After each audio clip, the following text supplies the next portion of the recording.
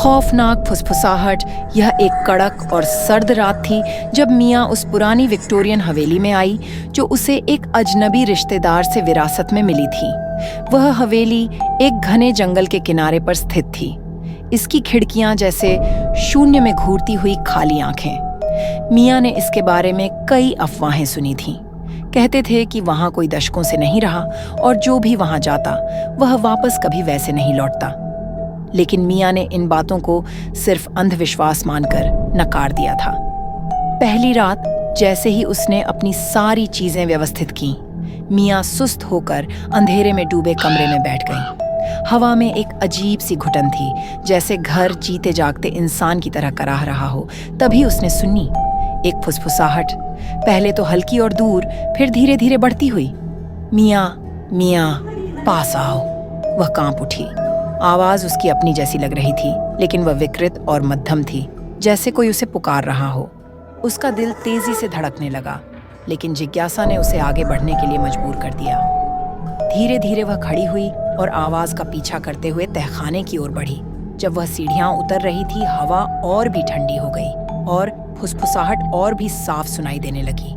आओ मियाँ, हम तुम्हारा इंतजार कर रहे हैं।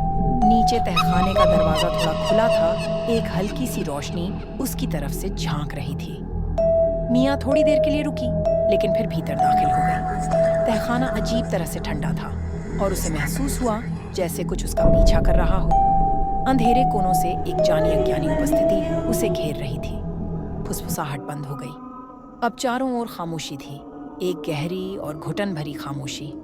तभी अचानक एक ठंडी हाथ उसकी मुंह पर आकर बंद हो गया और एक आवाज जो उसकी अपनी नहीं थी उसके कान में फुसफुसाई। हम तुम्हारा इंतजार कर रहे थे मियाँ, तुम्हें यहाँ नहीं आना चाहिए था।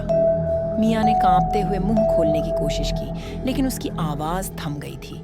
उसकी आंखों के सामने अंधेरे में कुछ हिलते हुए रूप दिखाई दिए, जो अब तक के उन सभी आत्माओं के थे जो इस घर में कभी आए थे। अब योंग युएन के लिए इस घर में फंसी हुई थी। दरवाजा बंद हो गया और फिर वही फुसफुसाहट वापस आई, अब चारों ओर से। तुम्हें यहाँ नहीं आना चाहिए था, अब तुम भी हमारी तरह बन जाओगी। मियाँ की आखिरी जो याद थी वह थी उन आत्माओं की विकृत छायाएं जो अब भी घर के भीतर फंसी हुई थी, अगली क़यामत की तलाश में।